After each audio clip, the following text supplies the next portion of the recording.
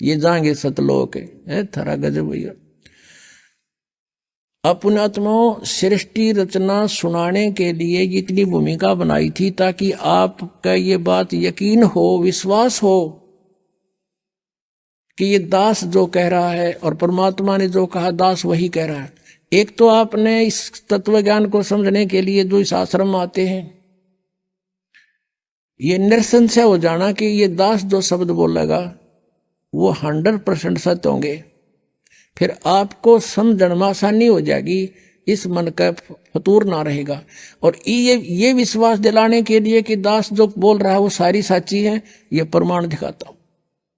इन प्रमाणों को समझने के बाद फिर आपको ये भी देख लेना कि कहीं कोई ना प्रमाण दिखा पावे दास, और जो शब्द बोलेगा वो प्रमाणित समझ लेना, तो बहुत शीघ्र समझ में आ जाएगी आपके भगवान की ये परिभाषा। अब ये जो सृष्टि रचना जो दास सुनाने चला था, अब बहुत शॉर्टकट में सुनाऊंगा, 5-4 मिनट में, समय अच्छा हो गया है। पुणात्मा वैसे तो परमात्मा के लिए तो महापुरुषों ने जैसा भी उनके गुरुओं ने बता दिया, शीश देने की तैयारी कर दी, सारा खड़े होकर तप किया, अग्नि के चारों तरफ आग जला के बीच में बैठ के तप किया, घर त्याग दिया, ऊपर को पैर करके साधना की, व्रत भी रखने शुरू कर दिए। जैसे जैनियों में देखो आप, इतने घोर व्रत कराते हैं, उपवास रखवाते हैं, वो भी उनको मंजूर है। एकादशी तो डेथ भी हो जाती है लेकिन फिर भी वापस नहीं हटते। तो परमात्मा पाने के लिए हमने समय निकालना चाहिए। और ये कथा परमात्मा की सत्यनारायण कथा है, इसको सुनने से भी आत्मा प्रबल होती है, इससे चार्ज होती है। कुछ पाप इस ज्ञान यज्ञ से नाश होते हैं जो दास आपको सुना रहा है। और पहले हम क्या करते थे, जैसे जब ये ज्ञान नहीं था, पहले VCR चले थे, और एक VCR का एक नाइट का 100 रुपये चार्ज होता था।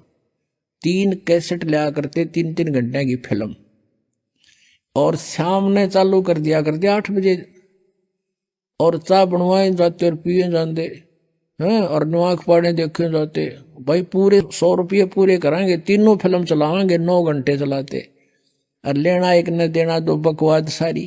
और यहाँ परमात्मा की कथा अगर 10-20 मिनट ज्यादा भी हो जा तो हौसले से कथा सुननी चाहिए भगवान की, क्योंकि ये अनमोल रतन आज तक किसी को प्राप्त नहीं हुआ। आप पर वर्षा करवाई भगवान ने। और पहले हम सांग देखने जाया करते गांव में, जो बैठ जाते वो बकवाद करें जाते, और हम रेत में बैठ जाते जहाँ गधे बिना बैठे, और सुबह देखा करते ना यहाँ बैठे थे काल रात ने तेरे की, तो दिन में जब आप देखा भी ना जा उस रेत में बैठे थे और बकवाद सुना करते थे। और यहाँ सारी सुविधा दी भगवान ने अपने बच्चों को, और ये ज्ञान सुना रहे हैं आप। आपकी किस्मत का अंदाजा नहीं लगा सकते कितने पुण्य हैं आपके। लख बर सूराजो जी लख बर सामद दे, लख बर यती जहान में जबकि तो सतगुरु शरणा ले। बहुत पुण्यकर्मी युगों युगों के तुम रहे हो। आज आपको यहाँ कोई भी कारण बना के थे, दुखी करके थे, सुखी करके लाए हैं भगवान। आप रहम किया उसने आपके लिए, जो दुख तुम्हें यहाँ लेकर आया वो दुख भी आपके लिए वरदान होगा कि इसके कारण आपको भगवान मिल गया। और दुख तो इसके दरबार में रहना ही को नहीं, जब विश्वास आपके दृढ़ हो गया था। तो सतलोक के अंदर परमात्मा ने एक शब्द में 16 द्वीप उत्पन्न किए, फिर 16 वचनों से एक एक पुत्र की उत्पत्ति की।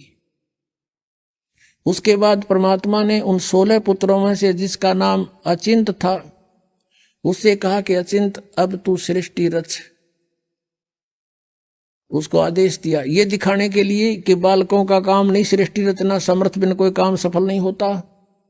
अचिंत ने क्या किया, अपनी वचन शक्ति से एक पुरुष उत्पन्न किया जिसको अक्षर पुरुष बोलते हैं। गीता जी अध्याय नंबर 15 के श्लोक 16 में 2 पुरुष कहे, सर पुरुष और अक्षर पुरुष। अब सर पुरुष और अक्षर पुरुष की उत्पत्ति बताई जा रही है कैसे हुई। अक्षर पुरुष की उत्पत्ति अचिंत ने अपने वचन से की, परमेश्वर के आदेश से। परमात्मा ने उसको इतनी शब्द शक्ति दे दी थी। अक्षर पुरुष जब उत्पन्न हो गया वो अपनी मनमर्जी से चल पड़ा, अचिंत ने कहा था मेरा सहयोग दे सृष्टि में, उसकी नहीं मानी। जा करके एक मान सरोवर है ऊपर अमृत जल से भरा हुआ, उसमें जाके छलांग लगाई नहाने के लिए और उसमें आनंद आया, सो गया। वहां श्वासों से शरीर नहीं है। अब वो सो गया था, अचिंत बैठा बैठा देखे, तब परमात्मा ने कहा कि बेटा समर्थ के बिना ये काम नहीं हो सकता और अब तू बैठ जा आसानी से। अब वहां गए परमात्मा ने, उस सत्य पुरुष ने, कबीर देव ने क्या किया, सरोवर से उसी जल से एक सरोवर से जल लिया, अपनी शक्ति से उसको एक अंडा बना दिया, जैसे जादूगर बनाता है। उसको अंडे में एक आत्मा प्रवेश कर दी अपने वचन से। वो अंडा बहुत बड़ा था साइज में, वो गड़गड़ गड़गड़ करता हुआ नीचे को चला। उसकी अक्सर पुरुष की निंद्रा भंग होगी। अब कोई अधूरी निंद्रा में कोई जगा दे तो उसको बड़ा दुख सा होता है। इस दुख महसूस किया उसने, कोप किया और अंडे को कोप से देखा, क्रोध से। उस क्रोध से वो अंडा फट गया, उसमें से ये सरपुरुष यानी ज्योत निरंजन काल निकला एक मनुष्य रूप में। इन दोनों से कहा कि अक्सर पुरुष तुम निंद्रा में थे, आकाशवाणी की परमात्मा ने बाहर से, और तुम बाहर आओ, तुझे जगाने के लिए सब लीला की गई है, तू बाहर आओ। दोनों जने वो दोनों बाहर आ गए और उनसे कहा कि तुम अचिंत के द्वीप में रहो, तीनों एक द्वीप में। वो तीनों दोनों वो चले गए, एक अचिंत हो गया। अब कुछ दिनों के बाद ये सरपुरुष, ज्योति निरंजन कहो, सरपुरुष कहो और अक्षर पुरुष कहो, चाहे परब्रह्म कहो, ये दोनों अचिंत के लोक में रहने लगे। कुछ दिनों के बाद ये सरपुरुष यानी ज्योति निरंजन कहो, इसे काल कहो, काल आगे जाके ही बनेगा। तो इस सरपुरुष ने सोचा हम तीन तो एक द्वीप में और अन्य हमारे भाई एक एक द्वीप में। उसके बाद परमात्मा ने क्या किया, हम सबकी उत्पत्ति कर दी। जितने आज हम यहाँ कीड़ी कुंजर हाथी मनुष्य राजा देव देवता जो भी हैं, सभी की उत्पत्ति करके और सतलोक में सबको अलग अलग स्थान द्वीप दे दिए थे कि तुम रहो ठाठ से। तो इसको ये चिंता होगी, दुख हुआ, ईर्षा हुई कि हम तो तीनों एक लोक में, सारे सब अब अपने अलग अलग स्वतंत्र रह रहे हैं। तो इसने तप करना शुरू किया। 70 युग जब तप किया, प्रभु ने पूछा तू क्या चाहता है, परमेश्वर ने पूछा तू क्या चाहता है। इसने कहा कि हे पिता, हे परम पिता, मेरे लिए स्थान कम है, मुझे अलग से कोई स्थान दे दो। तो परमेश्वर ने इसको 21 ब्रह्मांड दे दिए, जैसे कोई धनी पिता अपने पुत्र को 21 प्लाट दे दे, अगले 21 प्लाट। वहां ये गया, रहने लगा। इसने देखा लेकिन वह खाली पड़ा था, इसने सोचा कुछ कंस्ट्रक्शन हो। इसने 70 युग तब फिर किया। हम कैसे फंसे यहाँ पर, इस काल के साथ कैसे आ गए यहाँ इतने गंदे लोक में। हमने वहां पर गलती की थी। हमारे पिता ने हमारे को सब सुविधाएं दे रखी थी, कोई असुविधा नहीं थी किसी प्रकार की भी। हम अजर अमर थे, हम सदा युवा रहते थे। हमारे परिवार थे वहां पर, पूरे ग्रुप के ग्रुप, परिवार के परिवार थे। सतलोक में सृष्टि है ऐसी ही है, लेकिन वहां के हंस आत्मा है, वहां मृत्यु नहीं होती, बुढ़ापा नहीं होता, सदाबहार वृक्ष रहते हैं, कोई राग द्वेष नहीं, कोई भाई बंटवारा नहीं। और ये राधा स्वामी वाले जितने भी सब कहते हैं सतलोक में तो प्रकाश ही प्रकाश है। वहां आत्मा परमात्मा में ऐसे मिल जाती है जैसे बूंद समुद्र में। अरे कोई डूब का मरना, वहां पर ढूंढ रहे हैं भगवान को, परमात्मा को तलाश कर रहे हैं, उसके दर्शन करेंगे, बैठेंगे, बतलावाएंगे, अपना दुख रोवाएंगे, हैं देख देख के खुश होवाएंगे। इनको भगवान निराकार है, प्रकाश ही प्रकाश है और आत्मा उसमें ऐसे मिल जाती है जैसे बूंद समुद्र में। ये तो एक डूब का मरने वाली बात होगी। है किसी में मत चलो, कहेंगे चलो समुद्र में डूब मरो, भगवान मिलेगा, लो अभी ना जाओ। तो ये मूर्ख बना रखे हमने, उन्हें पता है ना सतलोक का बेरा। इन जाने वालों ने पता है उड़ा जाना उड़ा कुछ है को नहीं है। तो बात बात वो बनाओ, सुन लेते हैं श्रद्धालु। तो वहां पर सृष्टि है, एज इट इज है, भगवान मनुष्य दृश्य है। उसके एक रोमकूप में करोड़ सूर्य मिला दे, करोड़ चंद्रमा, इतनी रोशनी उस मालिक के वहां के रूप में। वहां से वो हल्के तेज पुंज का रूप बनाकर सरल करके यहाँ आता है। वेद भी बता रहे हैं और ये 600 साल पहले परमात्मा ने अपनी महिमा आप बता रखी है कबीर वाणी में। तो वहां से वो परमात्मा ने आके खुद बता। तो हम अपने भगवान को छोड़ के, जिसने हमारे को सारा सुख दे रखा था, हम इस पर आसक्त हो गए। यू खड़ा होगा तब कर रहा था, और यूं देखो देखो हो कितने इतने वर्ष खड़ा रहा, हो बड़ा कमाल कर दिया। अब हमारे ये बीमारी वहां से लगी थी बुराई। जैसे अब है एक हीरो या हीरोइन, अभिनेता अभिनेत्री, अपने पेट के लिए नाचा कूदी उछलम कूदम मेकअप करते, और हम उन पर आसक्त होते हैं। यहाँ एक बरुवाला में या हिसार में कोई एक्टर आ जा, नेता अभिनेता आ जाए, और देखे नौजवान लड़के और लड़कियों की लाइन लग जाएगी, हजारों की संख्या में इकट्ठे हो जाएंगे, और दूर तो देखेंगे वो खड़ा वो खड़ी, सारे दिन धक्के खा के नो के न्यू आ जाएंगे। बताओ, सो वो खड़े तर वो खड़ी, तो उन्हें क्या मिल गया? वो अपने पेट के लिए भटक रहे हैं, और हम उसको देख रहा सकते हो रहे हैं, और कहते हैं मेरा फेवरेट वो है ये हीरो, फेवरेट। इन फेवरेट ने मार दिया हम, यू हमारा फेवरेट हीरो हो गया वहां पर सतलोक में।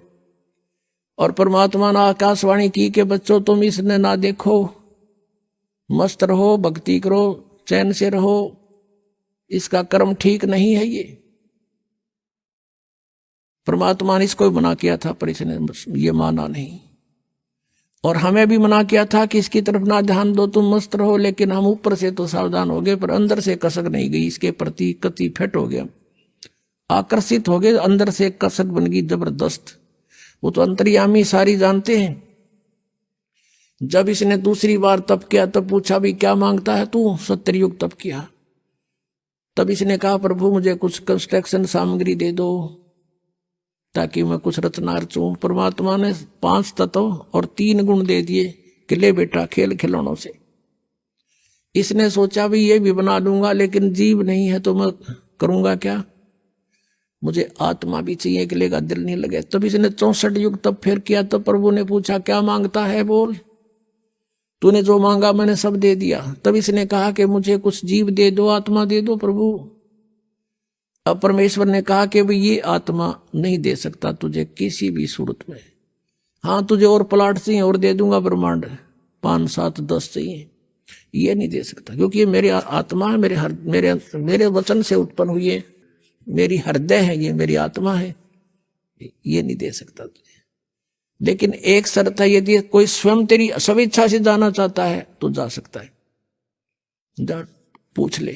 तो हमारे पास आया, जितने हम यहाँ फंसे हुए हैं, हमसे पूछा क्या मेरे साथ तुम चलोगे? अलग से मैंने तप करके अलग से राज्य प्राप्त किया है, वहां ऐसे रहेंगे, ऐसे देव बनाऊंगा, महादेव बनाऊंगा, है दूधों की नदी बहाऊंगा। अब वहां कोई कमी थी हमने, लेकिन बुद्धि भ्रष्ट होगी। हम बोले ठीक है पिताजी आज्ञा दे देंगे तो हम चल पड़ेंगे। अब उसने परमेश्वर कबीर देव से कहा काल ने कि पिताजी कुछ आत्माएं मेरे साथ जाने को एग्री हैं। परमेश्वर ने कहा कि मेरे सामने स्वीकृति दिला दो। परमेश्वर आए वहां से स्वयं और हमारे पास आकर खड़े हो गए। परमेश्वर ने कहा कि बोलो भाई कौन जाना चाहता है इसके साथ, हाथ खड़ा करो। अब परमात्मा ने पहले तो हमें मना किया था कि इस पर आसक्त मत हो, हम शर्मिंदे हो गए, नीचे को मुंह कर लिया, कोई नहीं बोला, सन्नाटा छा गया। तब परमेश्वर ने कहा कि रे तो आप तो कह रहे, तू तो कह रहा था ये बहुत कुछ मेरे साथ जाने वाले हैं, ये तो कोई बोलता ही नहीं, झूठ बोलता था तू। इतने में एक आत्मा ने सोचा कहीं बात ना बिगड़ जाए, हिम्मत सी करके खड़ा हो गया। खड़ा होकर कहा कि प्रभु मैं जाना चाहता हूं इसके साथ। अब पीछे फिर हमने सोचे कि ये अकेला लूट जा लूट, फिर तो हम देखा जैसे बच्चे स्कूल में एक हाथ खड़ा कर ले, सारे कर लिया अगर नो नो नो, तो हम सब खड़े हो गए और दोनों हाथ कर दिए, हम भी जाना चाहते, हम भी जाना चाहते। परमेश्वर ने कहा भी ठीक है, मैंने इनके नंबर नोट कर लिए इन आत्माओं के, किस किस ने स्वीकृति दी है, और आप अपने लोक में जा, इनको मैं विधि से भेजूंगा, एज इट इज नहीं भेज सकता।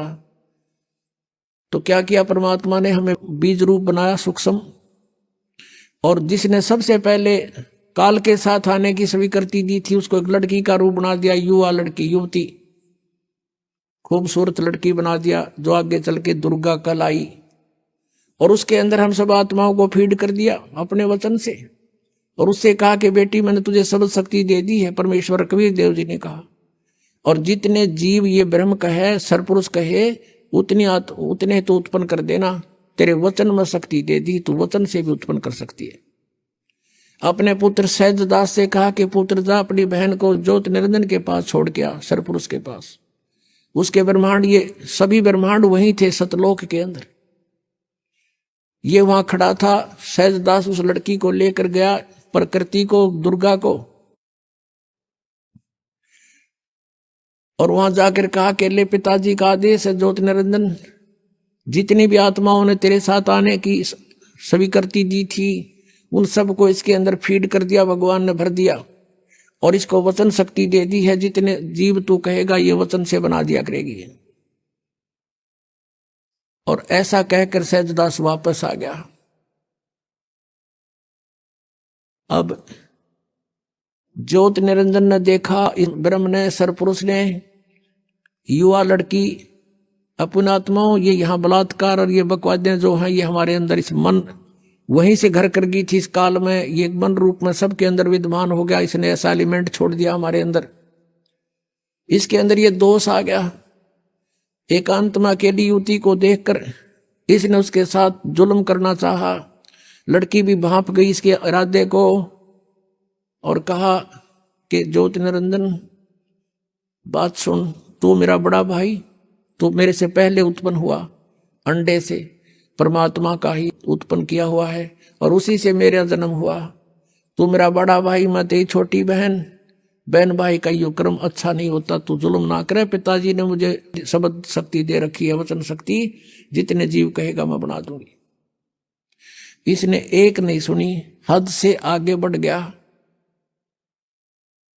लड़की ने अपनी इज्जत सुरक्षा के लिए कुछ ना पाया तो उसने छोटा रूप बनाया और इसने बकवाद के लिए मुंह खोल रखा था, मुंह के माध्यम से पेट में चली गई।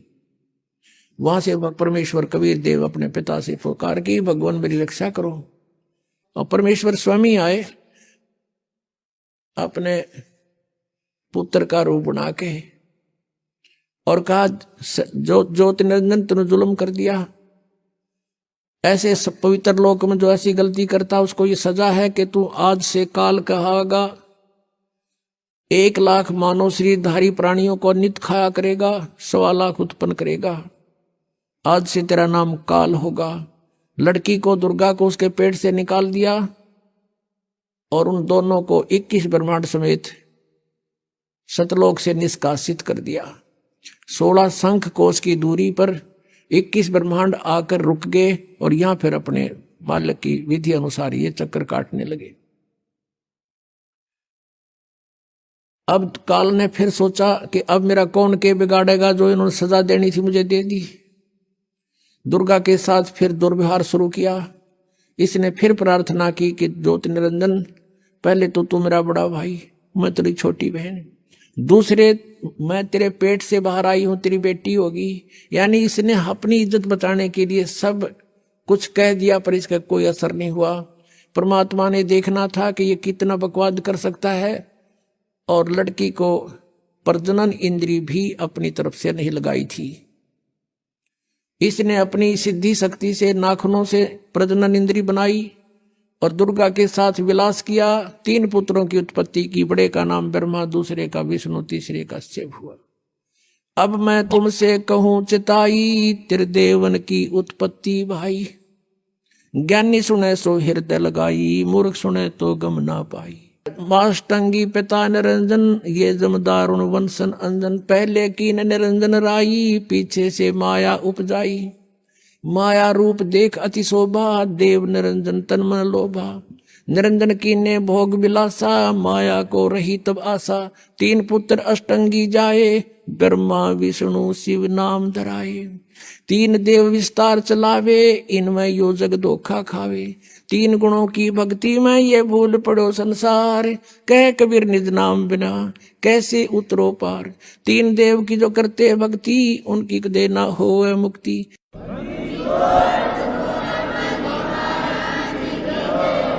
परम पिता परमात्मा पूर्ण ब्रह्म, सर्व सृष्टि रचनहार, कबीर देव कबीर साहिब। ये हम सभी आत्माओं के पिता हैं, हमारे जनक हैं, ये हमारे हितैषी हैं, हमदर्द हैं। और हम जिस लोक में रह रहे हैं ये अपना मूल ठिकाना नहीं है। हम यहाँ के वासी नहीं हैं, यहाँ हम सुखी नहीं हो सकते। और जिन आधारों को हम सुख मान रहे हैं, निसंतान सोचता है मुझे संतान हो जावे मैं सुखी हो जाऊंगा, निर्धन सोचता है मैं धनवान हो जाऊं सुख होगा। धनवान को सुख सपने में भी नहीं होता। धनवान सोचता है राजा लोग सुखी होंगे, राजा सोचते हैं कि स्वर्ग के देवता सुखी होंगे। देवता सोचते हैं कि इंद्र स्वर्ग का राजा सुखी होगा, इंद्र सोचता है ब्रह्मा विष्णु महेश सुखी होंगे। और ब्रह्मा विष्णु महेश उनका जीवन देख लो, सुख का सांस नहीं। श्रीमद् देवी भागवत के अंदर स्वयं भगवान विष्णु ब्रह्मा जी से कह रहे हैं, ब्रह्मा जी पूछ रहे हैं कि आप तो सर्वेश्वर हो, आप भी ध्यान क्यों लगाए बैठे हो, किसका ध्यान करते हो, किस देवता की पूजा करते हो। भगवान विष्णु कहते हैं मैं दुर्गा का ध्यान करता हूं, देवी का, शक्ति का। और मेरे विचार में, मेरे जानकारी में इससे बड़ी कोई शक्ति नहीं, इससे बड़ा कोई प्रभु, कोई देव नहीं। और मैं अधिकतर तप करता रहता हूं, तप करने से फुर्सत मिलती है तो मैं फिर ज्यादातर राक्षसों को मारने के लिए युद्ध करता रहता हूं। थोड़ा बहुत सौभाग्य मिलता है, कुछ समय मिलता है, कुछ देर लक्ष्मी के पास रह पाता हूं। इससे सिद्ध है कि ब्रह्मा विष्णु महेश सुखी नहीं। तो पुण्यात्माओं, आप यहां सुख की चाह करते हो, ये भूल पड़ी है आपके। परमात्मा कहते हैं तन दर सुखिया कोई न देखा, जो देखा सो दुखिया हो। उदय अस्त की बात करते हैं, मन सबका किया विवेक का हो, सबका किया विवेक का हो। तन दर सुखिया कोई न देखा, जो देखा सो दुखिया हो। उदय अस्त की बात करते हैं, मन सबका किया विवेक का हो, सबका किया विवेक का हो। भाई घाटे बाधे सब जग दुखिया, के गृहस्थी बैरागी हो। घाटे बाधे सब जग दुखिया, के गृहस्थी बैरागी हो। सुख देव ने दुख के डर से, गर्भ में माया त्यागी हो, गर्भ में माया त्यागी हो। तंदर सुखिया कोई न देखा, जो देखा सो दुखिया हो। उदय अस्त की बात करते हैं, मन सबका किया विवेक का हो, सबका किया विवेक का हो। भाई जंगम दुखिया योगी दुखिया, तपस्वी को दुख दूना हो। जंगम दुखिया जोगी दुखिया, तपस्वी को दुख दूना हो। आशा तृष्णा सब में व्यापे, कोई मैल ना सुना हो। तंदर सुखिया कोई न देखा, जो देखा सो दुखिया हो। उदय अस्त की बात करते हैं, मन सबका किया विवेक का हो, सबका किया विवेक का हो। भाई साच कहूं तो जग ना माने, पर झूठ कही ना जाई हो। साच कहूं तो जग ना माने, पर झूठ कही ना जाई हो। ये ब्रह्मा विष्णु शिव जी दुखिया, जिन ये राह चलाई हो, जिन ये राह चलाई हो। तन दर सुखिया कोई न देखा, जो देखा सो दुखिया हो, उदय अस्त की बात करते हैं, मन सबका किया विवेका हो, सबका किया विवेका हो। सूरपति दुखिया भूपति दुखिया, रंक दुखी बपरीती हो, सूरपति दुखिया भूपति दुखिया, रंक दुखी बपरीती हो। कहे कबीर और सब दुखिया, एक संत सुखी मन जीती हो, एक संत सुखी मन जीती हो। तंदर सुखिया कोई न देखा, जो देखा सो दुखिया हो, उदय अस्त की बात करते हैं, मन सबका किया विवेका हो, सबका किया विवेका हो। सूरपति दुखिया भूपति दुखिया, रंक दुखी बपरीती हो, सूरपति दुखिया भूपति दुखिया, रंक दुखी बपरीती हो। कहे कबीर और सब दुखिया, एक संत सुखी मन जीती हो, संत सुखी मन जीती हो। तंदर सुखिया कोई न देखा, जो देखा सो दुखिया हो, उदय अस्त की बात करते हैं, मन सबका किया विवेका हो, सबका किया विवेका हो। परमात्मा हमें याद दिलाते हैं कि पुण्यात्माओं, तुम काल के जाल में फंसे हुए हो, और जिस सुख को तुम छोड़ आए हो सतलोक में, उसको तुम यहां खोज रहे हो। जो सुख आपको अपने घरों में होता है, उस फैसिलिटी को आप जेल में चाह रहे हो, वो कभी नहीं हो सकती। तो ये 21 ब्रह्मांड जेल है काल की। 21 ब्रह्मांड ये काल की कैद है, इसमें हम बंद हैं, कर्मों का दंड हम भोग रहे हैं, और संस्कारों के बंधन से, रस्से से, बेड़ियों से हमें बांध रखा है। और इस जेल में हम सुख ढूंढ रहे हैं। ये हमारी अज्ञानता और भोलापन है। इसके विषय में भगवान बता रहे हैं कि तन धर सुखिया कोई नहीं देखा। हमने, परमात्मा कहते हैं, इसी 21 ब्रह्मांड में दौरा कर लिया, कोई भी जीव सुखी नहीं पाया हमने।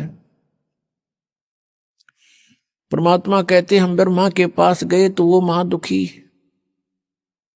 विष्णु के पास गए, उसने भी सैकड़ों चिंताएं अपनी बताई, शंकर जी के पास गए, वो भी दुखी। और फिर कहते हैं कोई पूरी पृथ्वी का शासक हो, भूपति यानी पूरी पृथ्वी का शासक हो, उदय अस्त का राज जिसके पास हो, उदय माने जहां से सूर्य निकलता है, अस्त जहां छुपता है, अर्थात पूरी पृथ्वी पर जिसका शासन हो, वो राजा भी सुखी नहीं देखा हमने। फिर बताते हैं, देखो एक परिवार का मुखिया, वो प्रबंधक होता है अपने परिवार का, और 5-4 सदस्यों के अरेंजमेंट में वो महादुखी हो लेता है, टेंशन हो जाती है, रात को नींद भी नहीं आती उसको। और राजा एक अक्षेत्र का प्रबंधक होता है, मुखिया होता है, तो वो कैसे सुखी हो सकता है? ये तो हमारी एक अज्ञान, हमने सुख के नापण का आधार गलत ले रखा है, जिस कारण से हमने महादुखी आदमी, व्यक्ति सुखी दिखाई देता है। उसके लिए परमात्मा हमें बताना चाहते हैं कि भाई घाटे बाद सब जग दुखिया। घाटा मीन हानि होगी किसी व्यवसाय में, वो तो नेचुरल दुखी। और जिसके घना धन हो गया वो महादुखी। 100 अरेंजमेंट सोचेगा, 20 लाख का बेनिफिट हो गया तो 50 लाख की कोई फैक्ट्री ला लेगा। अगले दिन मजदूरा ने हड़ताल कर दी, माथा टेक कर बैठ जाएगा, क्या होगा मेरे 1 करोड़ डूब गया, फलान डूब गया, रात दिन नींद नहीं आती उसको। कहने का भाव ये है कि यहाँ कोई प्राणी सुखी नहीं, घाटे बाधे सब जग दुखिया, के गृहस्थी बैरागी हो। जैसे किसी ने घर त्याग दिया, बैराग ले लिया, जंगल में जा बैठा, वन में। अब वन में फिर सारी समस्या करते भी ज्यादा, मच्छर न्यारे खावे, मक्खी सतावे, डांस लड़े, गर्मी सर्दी सतावे, और फिर भूख लग गए, फिर गांव में जावे, दिए माई उड़े अलख जगावे, फिर झोपड़ी गाले, 100 व्यवस्था फिर कर ली। परमात्मा कहते हैं जो वास्तविक विधि है परमात्मा की भक्ति करने की, उससे तुम अपरिचित हो, और इस काल की प्रेरणा से प्रेरित होकर के साधकों ने अपने मन मुखे आचरण शुरू कर दिए। कोई व्रत रखता है, कोई झरनों में बैठकर जलधारा लेता है, कोई 5 धूने लगाकर अग्नि जलाकर बीच में बैठकर ढोंग करता है, कोई ऊपर बैठकर ऊंचे से स्थान पर जहां से सबको दिखाई दे इसे स्थान पर चिमटा गाड़ के बड़ा बैठ जाएगा, आसन पदम लगा के, कि बड़ा साधक है, और जनता दूर से देखेगी महात्मा तपस्या कर रहा है। फिर वहां जनता की लाइन लग जाएगी, दर्शनार्थ चढ़ावा चढ़ाने लग जाएंगे, दान करने लग जाएंगे। तो ये जो साधनाएं हैं ये शास्त्र विधि त्याग का मनमाना आचरण है। श्रीमद् भगवत गीता अध्याय नंबर 16 के श्लोक नंबर 23-24 में निर्णय दे दिया कि शास्त्र विधि को त्याग कर जो मनमाना आचरण करते हैं उनकी न तो गति होती है, गति मीन मोक्ष, और न उनको कोई सुख होता है, और न ही कोई सिद्धि प्राप्त होती है, अर्थात व्यर्थ, यूजलेस। फिर गीता जी अध्याय नंबर 16 के श्लोक 24 में कहा है कि इससे तेरे लिए अर्जुन कर्तव्य और अकर्तव्य की व्यवस्था में है, कौन से कर्म करण योग्य हैं, कौन सी क्रियाएं ना करनी चाहिए, उनका निर्णय सदग्रंथ ही प्रमाण है, नथिंग एल्स। सदग्रंथ कौन कौन से हैं? पुण्यात्माओं, पवित्र 5 वेद। आप जी ने केवल 4 वेद सुने हैं, ऋग्वेद, यजुर्वेद, सामवेद और अथर्ववेद। एक 5वां वेद है जो इन 4 वेदों की मां है, उसको सूक्ष्म वेद बोलते हैं, सूक्ष्म वेद संत भाषा में, और उसको तत्व वेद भी कहते हैं, तत्व ज्ञान भी कहते हैं। उसको सच्चिदानंद घन ब्रह्म की वाणी भी कहते हैं, जैसे श्रीमद् भगवत गीता अध्याय नंबर 4 के श्लोक नंबर 32 में कहा है कि अर्जुन, जिन यज्ञों की, यज्ञ में यज्ञ का अर्थ होता धार्मिक अनुष्ठान साधनाएं, जिन यज्ञों का धार्मिक अनुष्ठानों की जानकारी विवरण 4 अध्याय के 25 से लेकर 30 तक दिया है। इनमें कोई तो देवताओं की पूजा करते हैं,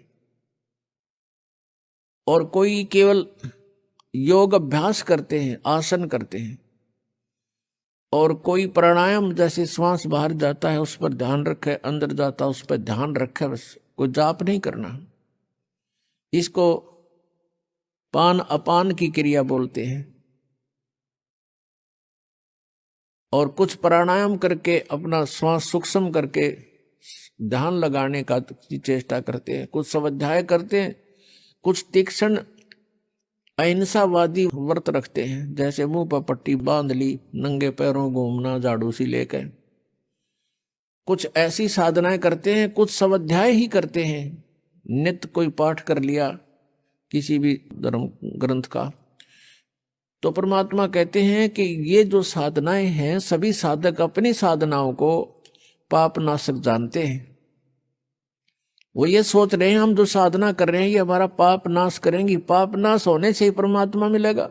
फिर बताया है कि चौथे अध्याय के 32वें श्लोक में गीता जी में कि इस प्रकार की धार्मिक अनुष्ठानों की जानकारी विस्तार के साथ ब्रह्मण मुखे यानी सच्चिदानंद घन ब्रह्म की वाणी में, यहां चौथे अध्याय के 32वें श्लोक में अनुवादकर्ताओं ने अनर्थ किया है, शब्दों के अर्थ ठीक नहीं किए।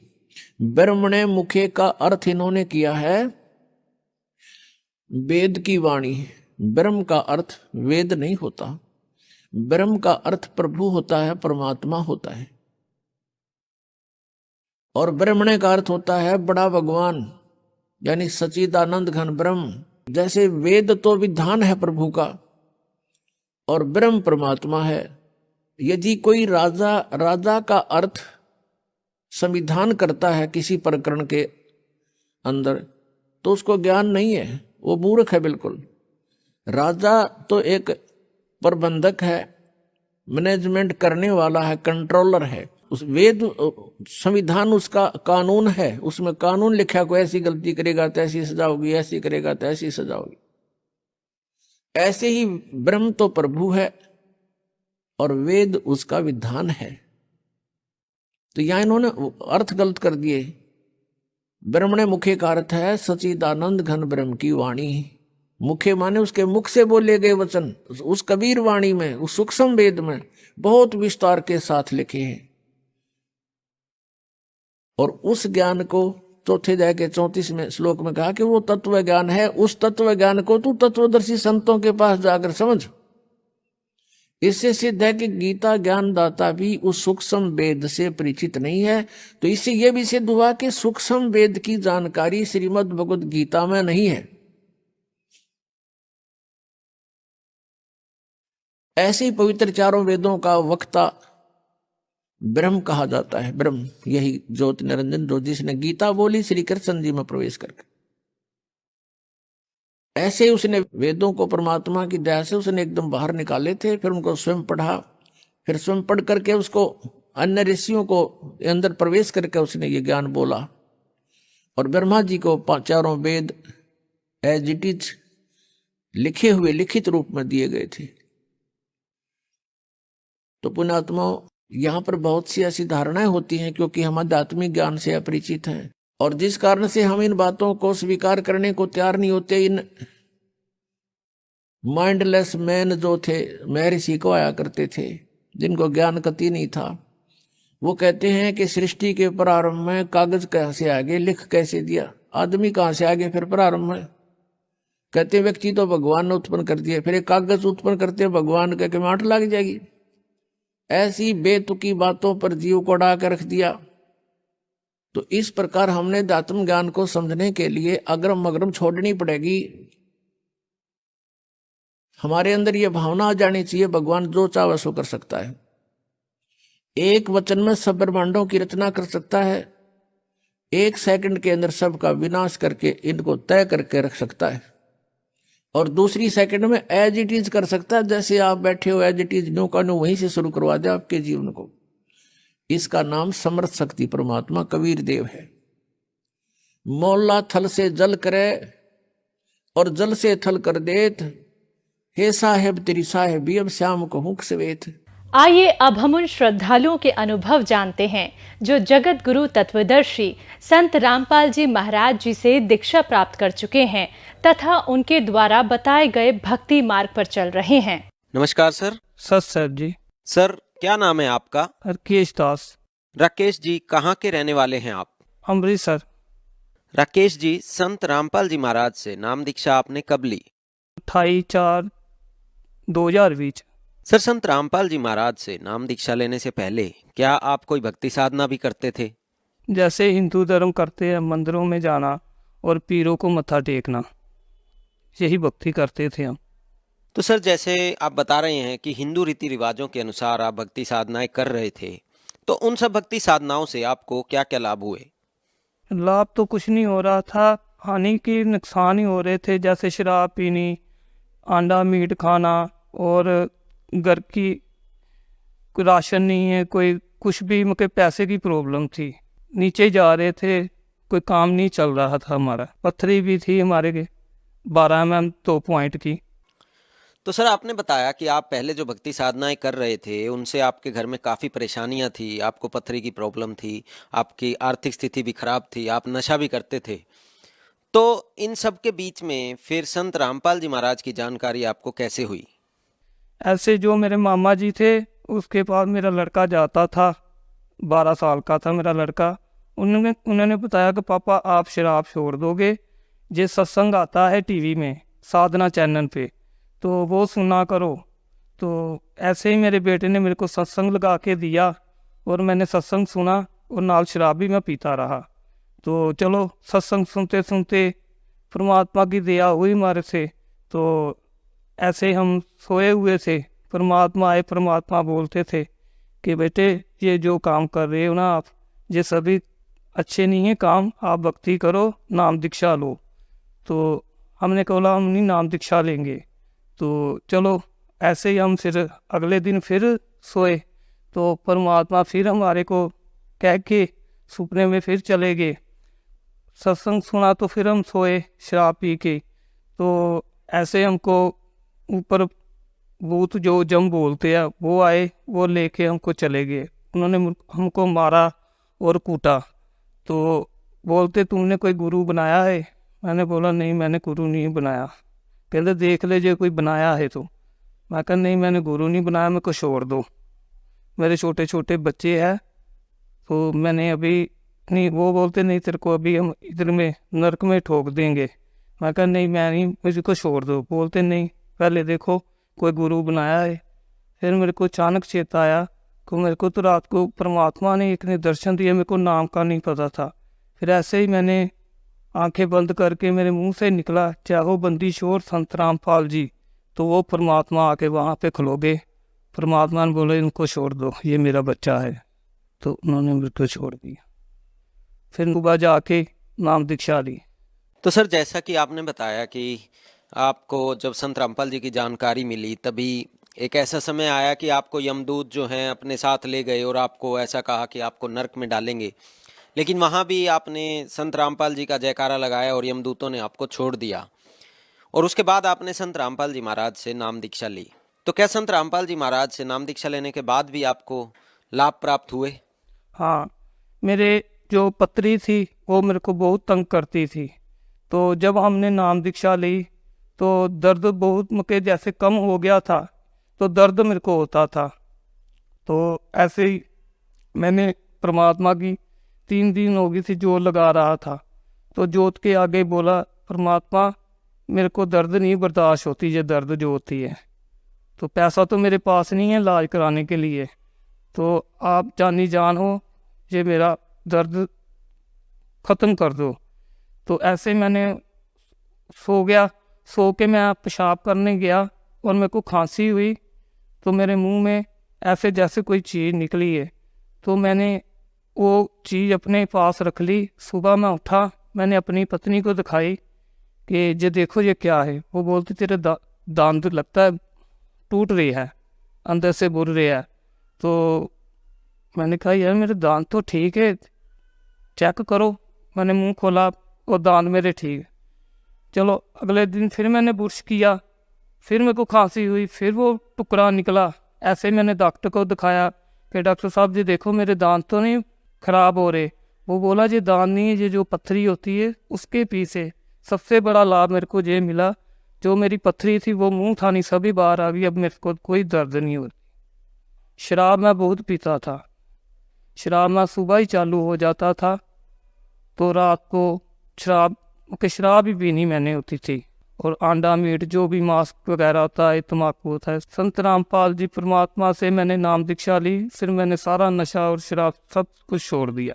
हम जा रहे थे और फाटक था, वो कभी बंद हो रहा था, कभी तां को कभी ठाक हो रहा था। जो गाड़ी चला रहा था उसको मैंने बोला आप हम ना उस साइड में चले जाते हैं तो उधर से चले जाएंगे। उसने गाड़ी भगा दी और फाटक बंद हो गया। तो सभी एक फाटक तो बीच में हम फंस गए और एक फाटक में सभी जाने इकट्ठे हो गए और लड़के को देखो लड़के को देखो। तो मेरे को मासाजी खरोच नहीं आई, उंगली पे बस थोड़ा सा रगड़ी लगी थी। सभी उसको जो गाड़ी चला रहा उसके दुआले हो गए कि ये क्या शुदाई तूने किया, तो लड़का मारने लगा था। परमात्मा ने मेरे को बचा लिया, नहीं तो मेरी दुआ उतर जानी थी। सर, जैसा कि आप बता रहे हैं कि संत रामपाल जी से नाम दीक्षा लेने से पहले आपको संत रामपाल जी ने जीवन दान दिया और आपकी जो पथरी का दर्द था वो पथरी आपकी ऑटोमेटिकली निकल गई। उसके अलावा आप जो नशा करते थे वो भी संत रामपाल जी से नाम दीक्षा लेने के बाद छूट गया। आपकी आर्थिक स्थिति में